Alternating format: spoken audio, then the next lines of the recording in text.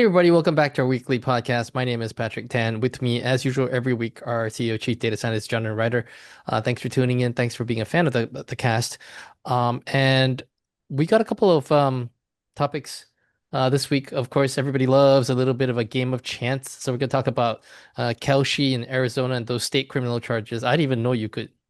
Well, I guess it kind of makes sense that you could get into criminal trouble for this sort of stuff, but um, pretty sure Kalshi probably didn't expect that that could be an issue.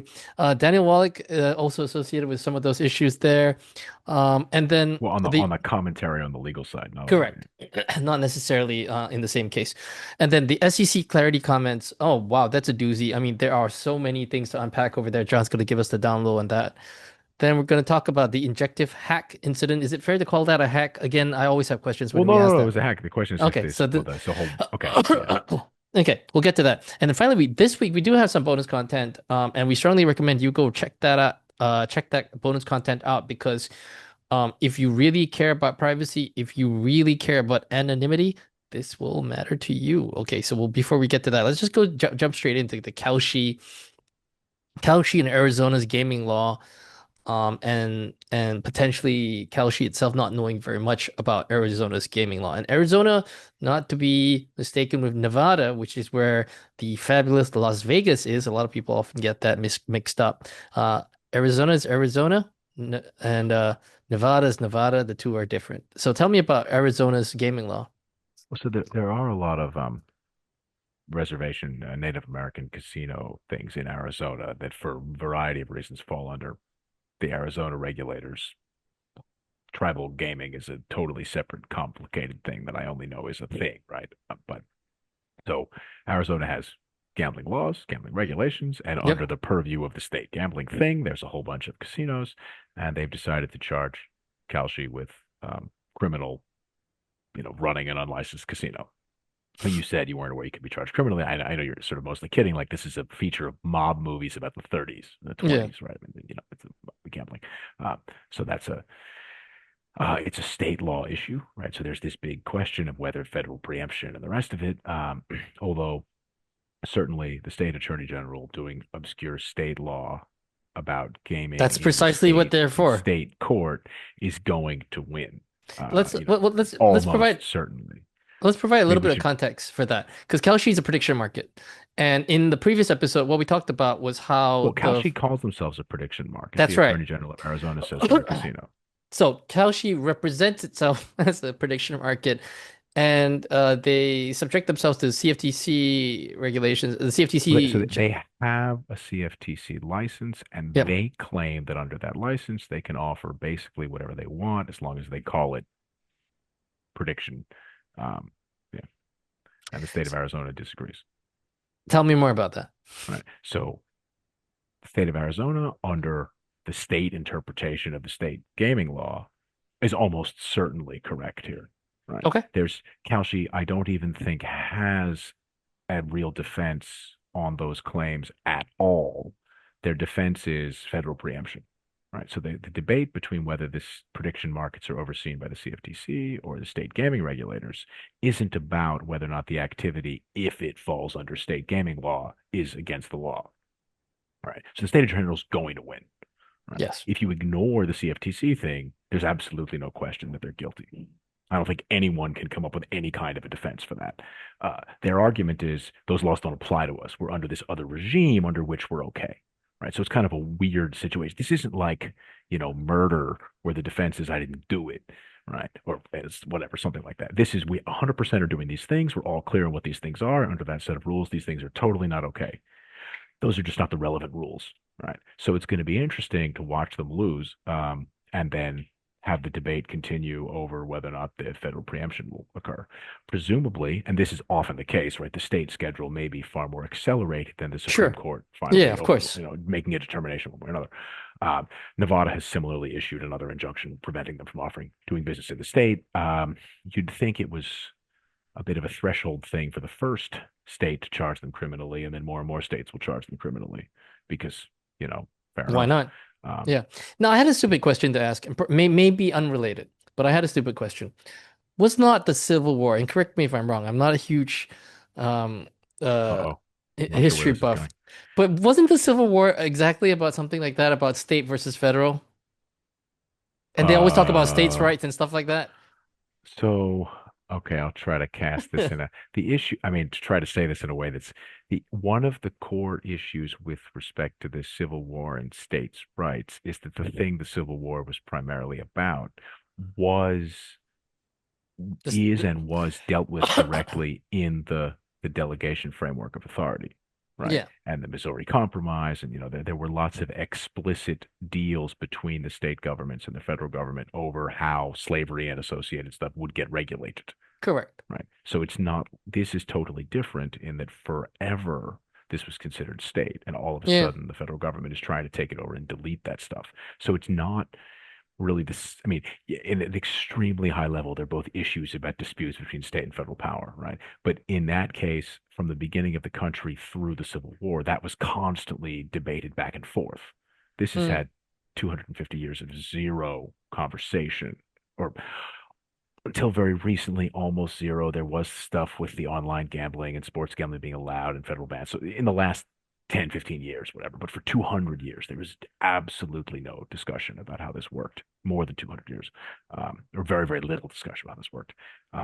And now you've got the federal government trying to preempt and delete quite well established. I mean, I did Google this while, doing research for the podcast, right? There are, more than, I think there's about 24, something 21, whatever, fair number of casinos in Arizona under this yeah, regulated. yeah, So yeah, this is yeah. not a brand new framework with nothing underneath it. There's meat there. As you noted, it's not as big as Las Vegas. It's not as big as New Jersey, whatever. But yeah, it's, meaningful size thing that's been around for quite a while. So while there is a debate that's vaguely about states' rights, it's more of a, these rights were delegated to us. We had this for a very long time. This is all ours. There's no dispute. And Why do you want this back and to overrule us? what are the consequences of the state almost certainly winning? Well, they're going to end up winning. So Hmm. Kalshi won't. I think it's difficult for them to sort of plead guilty because their whole thing is to have this Yeah, you tossed got to duke out it on up. a Yeah, right. They have to, whether they can ask for it to get sort of stayed pending the federal part. But I think the state court's just going to say no. Right. yeah. They didn't charge anybody personally, just the company. So we'll see. I mean, I'm hardly an expert in Arizona state, like, you know. And how does how does the Daniel Wallach case inform us So they're just, on I that? mean, that's in Nevada, right? So they're just more and more states are taking direct action here and banning Hmm. people, and then presumably start charging them because they can, and because Yeah, those procedures can run fairly quickly. yeah, Given the nature of the dispute, for example, in Arizona, I suspect they can charge them, waive everything, and try to do the trial as fast as possible because there's no way they're going to lose. Because again, the dispute is not about whether or not they violated the rules as written. The dispute yeah. is whether or not those rules apply. Right. Correct. So, you know. That's a tricky one. Yeah, yeah. I It's could hard see to see them. them. Their only Yeah. defense is this trial is irrelevant, which is, that's a very short opening statement with no witnesses. Mm, mm. It'll be funny to see because I don't see how they're going to defend the charges. Well, I mean, how that weighs in on prediction markets as a whole, I think it will be interesting to because then what will end up happening is that Kalshi and Polymarket and the rest of them prediction markets will have to presumably get state gambling license all over the United States. I mean, that's what all the casino operators tell them they should have always done. They're Then going to there, try to get an injunction to block the case from proceeding if federal. Yeah. but you'd have the other issue as well about KYC and KYC and AML. I don't know how they're going to do that. Well, I mean, all the rules require them to do that.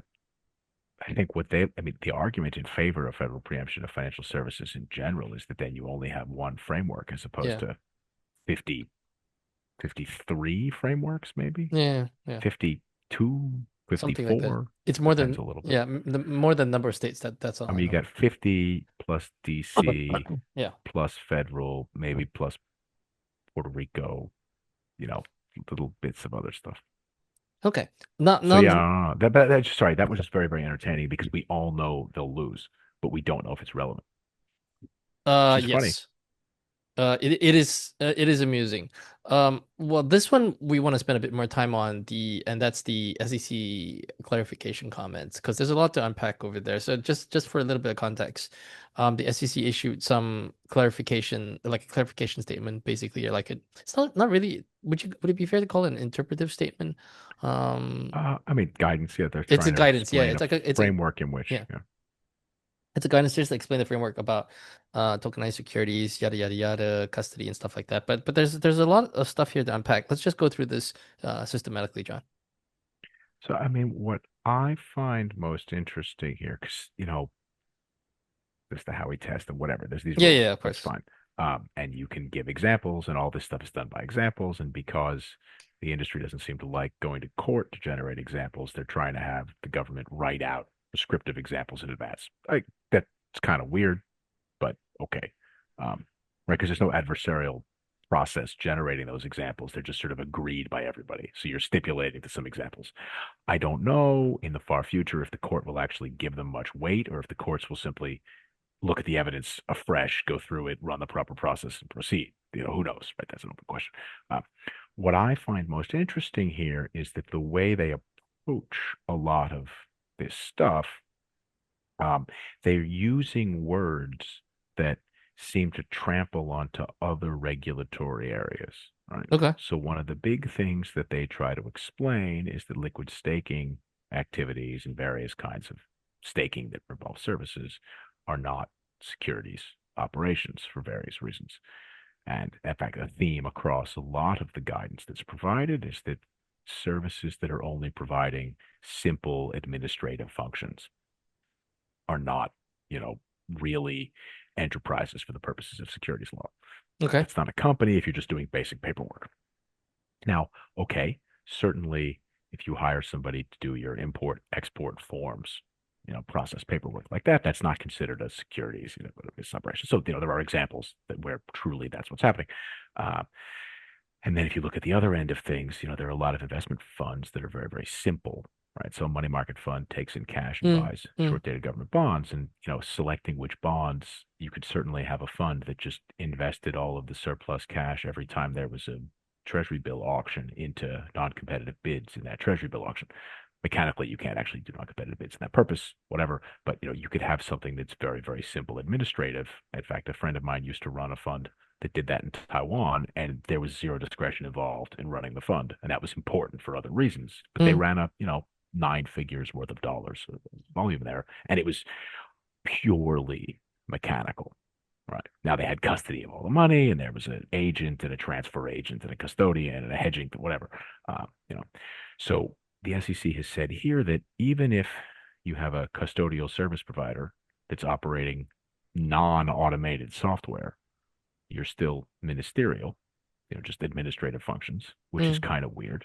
mm. And one of the arguments that they make is that all of these service providers have user agreements, right? Okay. So, in the Netflix, iPhone, whatever, there's a EULA, and you click the button on a EULA, and that's sufficient to mean that you don't require any regulatory framework, which I find fascinating because, Interesting. yeah, I mean, famously, nobody reads the EULA, and in fact, Well, who's got the time? there are court cases that hinge on whether having what's known as a click wrapper for a EULA actually mean the contract is in force or not, because it's not a thing that's taken seriously, right? Uh, Um, if you have a by default accepted and there's certain ways you have to, that's why you have to actually click yes. In the old days, old enough viewers of the podcast will yeah. recall, right? It would say by pressing accept, you consent to, and now you have to click a button that says like, right, In the and old that's a old thing. days, just by visiting the website, Yeah, you yeah. were Well, they used to taken to say have that. Yeah, accepted. yeah, Yeah. yeah. And none of that exists anymore because that was all ruled. So there's this framework around what's required to achieve. No, whatever. It's obviously all a little bit ridiculous. Nobody's going to pretend that having to click the yes button before you click accept Makes any real actually material means difference. but Yeah. it's there because it decided you have to do some kind of action. And, okay, I'm not going to say I think that's completely worthless, although I think it's not, you know, As valuable as people would have you believe. it Yeah. can have zero worth, it can have non-zero worth, and it can have substantial worth. And it's, somewhere closer to the table down here. So the idea that I can give you commercial amounts of assets governed by effectively a EULA and then you can exercise discretion over those assets. And this doesn't require, well, in this case, they're saying any kind of securities fund manager type regulatory framework is a bit weird. Of course, taking custody of the money means that you're definitely a money transmitter. So I suppose you can appeal to the old DOJ guidance that people whose only violation is accidental money transmitter stuff. But then the SEC also says that they believe you can discern intent from what it says in basically in the EULA and on the website, right? So you didn't intend to take custody. You just happened to take custody by design, and you don't intend to exercise control over these assets, even though mechanically you're operating administrative functions that require control over the assets. So, okay, It you read feels their guidance and think about how to fire your compliance department. You can come up with a lot of ideas where you could, run your own private chain where your only whitelisted addresses can. yeah, only it can do this, and then the contract says the underlying manager has to buy X, and there's Yeah, on-chain voting for permission tokens that decide what assets to buy, whatever. You can see how to you just could escape the entire. regime and basically, I mean, correct me if I'm wrong, but essentially run an unlicensed collective investment scheme that invests in money market funds or whatever you like. Or anything you want, right? Anything So you as like, long as the yeah. underlying aren't securities, um, but even if they are, as long as that's voted for by a transparent process, it's probably fine by this logic. Because if you say that you're consenting to, waiving your rights, whatever, uh, yeah, so that certainly seems like it's not. I don't understand. Probably the SEC doesn't appreciate that they're just waiving their own relevance entirely here. They're saying that you don't have to follow any of these rules. You don't have to make any of these fund manager disclosures. I mean, you could really run most types of investment funds without a compliance department if you just do a couple of relatively straightforward technology things here, none of which they're telling you explicitly mean that you can't just have completely centralized upgradable software that you just control as long as you promise not to do anything with it except what was agreed by the voting process that also you control. The main issue I have with this is that all of the clauses and all of the caveats and all of the exceptions that you've just mentioned, you typically find that in private placement memorandums and fund supplements, which only accredited investors can typically access, accredited Yeah, professional yeah, investors, which exactly. basically means Exactly. that they're considered to have sufficient net worth or be That's sufficiently right. That's right. sophisticated that they can waive those rights, they can waive That's right. those protections, can waive those disclosures, simply because the idea behind it is that certain classes of investors are a little bit more helpless, a little bit more feckless, a little bit less sophisticated, and as such that's what the whole point of these protections were for. Well, you can only waive certain things, right? That's correct. So Yeah, not the everything. That's true. You the can't asset actually the waive asset everything. custody stuff and Yeah, yeah. whatnot isn't waivable because it's not a Correct. requirement of the end user. It's a Yeah, requirement yeah. on the intermediary. And So then the there, whole yeah, point of that there's is to provide the protection so that should stuff blow up, everybody isn't left without recourse. that's certainly one of the reasons. Yeah, yeah, Yeah. yeah. But here So you're allowing everyone to fall into the least regulated bucket, and you're allowing a lot of the sort of requirements that are imposed on the intermediary, not end user related at all, to just dissolve away. I And mean, at least in what you're describing, you had to have a bunch of lawyers certify that the stuff was set up correctly. Here, yeah, you can yeah, just yeah. slap together a EULA and you're Yeah. done. Not only that, you could probably get AI to generate that EULA. Maybe, well, we can. I don't know. We're going to talk about the Delve incident and the allegations of security audit theater there, but yeah, certainly you can find an AI compliance product that will just give you a EULA that says whatever you want, even if it's not what your product does. I, I've, it's strange because we have actually talked about this exact issue on the podcast, saying that at some point in time, somebody's going to just create a technology wrapper around these things and that would at least ostensibly avoid all of the legal strictures and the point of those legal strictures and what they were for.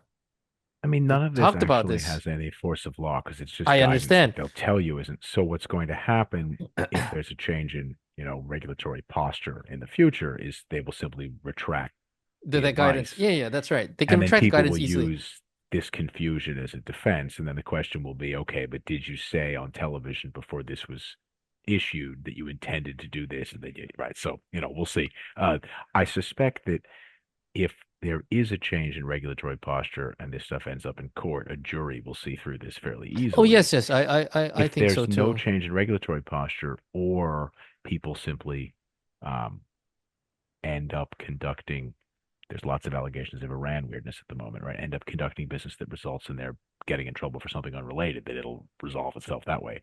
If regulatory posture doesn't change for 8, 10, whatever years, then yeah, there's just not going to be these regulators anymore.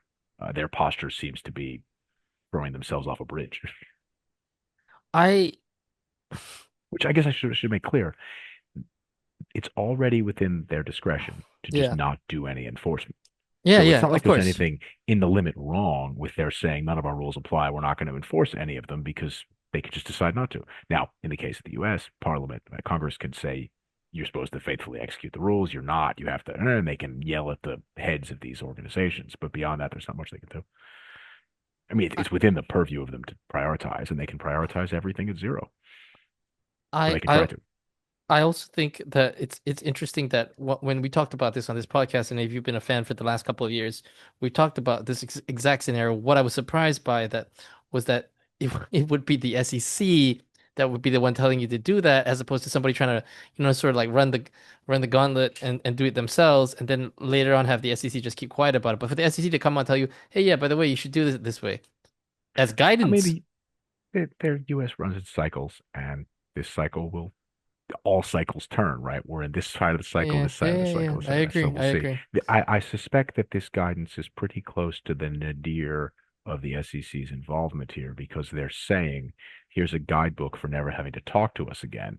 And either that means they effectively get dissolved, so it trends off to zero, right? The Yeah. absorbing boundary at zero, or it cycles back up. Because they can't really go much lower in terms of volume of enforcement than saying, here, just go do this and we'll never talk to you again. Um, it's So interesting, it's right? interesting. I think for anybody who's interested in this topic, they should definitely read the rules of interpretation. It's not super long. Not honestly not that complex either. I don't know if I would. It's written in English. It's not written in legal terms. Yeah, It's yeah, yeah, yeah. examples. It's not legislation. Yeah. I don't necessarily know, uh, because out of an overabundance of caution, I wouldn't necessarily rely on this stuff. I wouldn't lean too hard on it. I mean, when it says the liquid staking provider is taking custody and you don't have a license to take custody, you have to think that maybe the guy responsible for policing that might care at some point, but maybe not.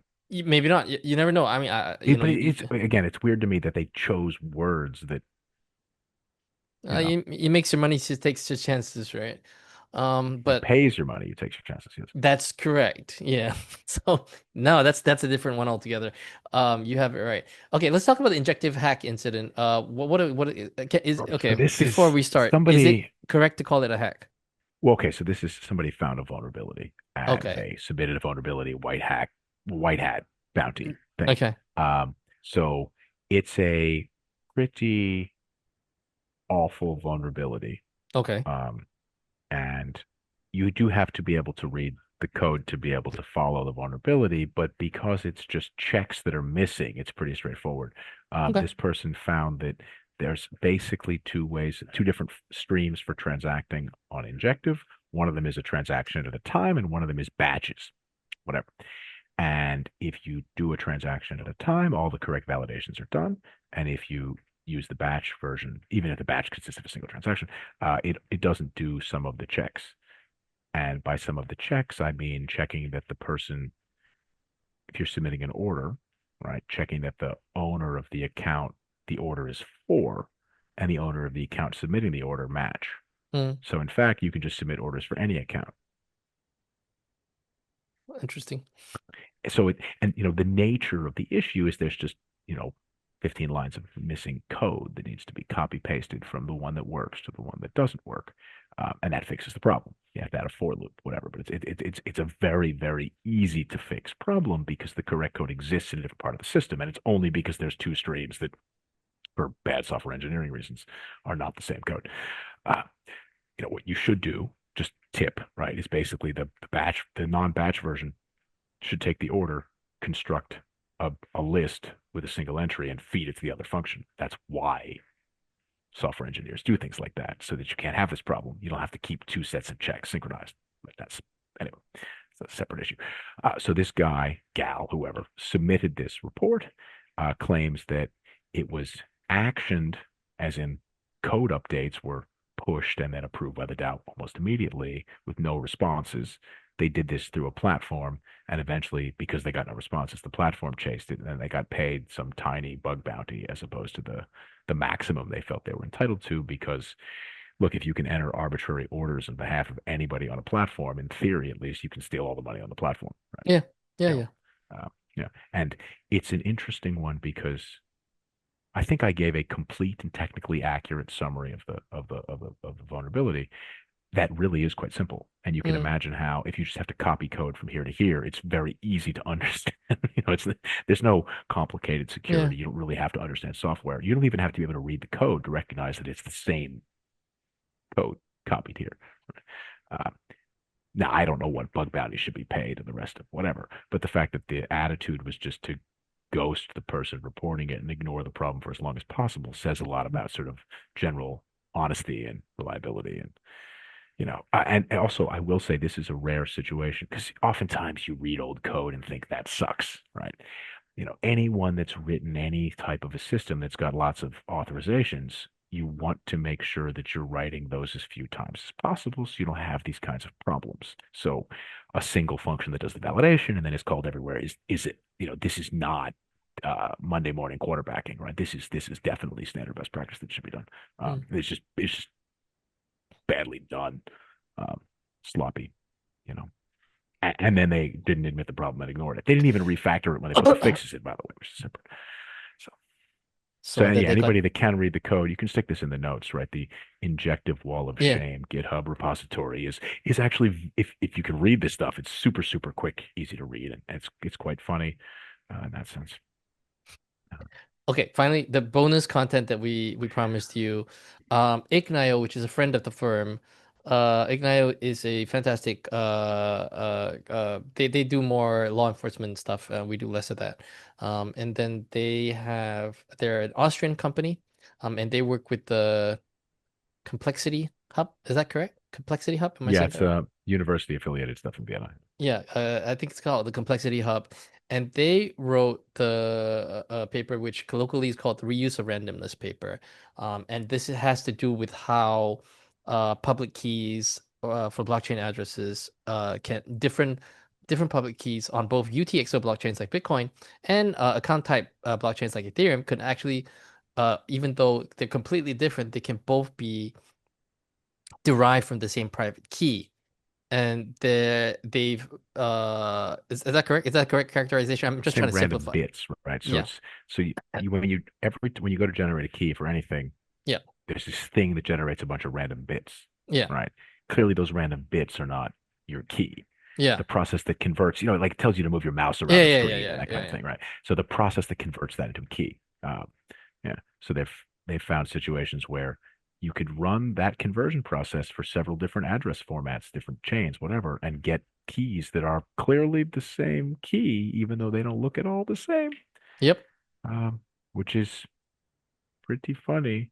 Well, it Uh, also means that, and I think this goes down to things like attribution, right? Like one of the more challenging things to do in this space is to unequivocally determine that a blockchain address belongs to a specific individual. I mean, exchanges and stuff like that, we can have a discussion because exchanges regularly publish their addresses, and that's a representation that they make. But even in that situation, that's still sort of either considered like represented information or a representation. It's not like an objectively discoverable truth, I guess you could say.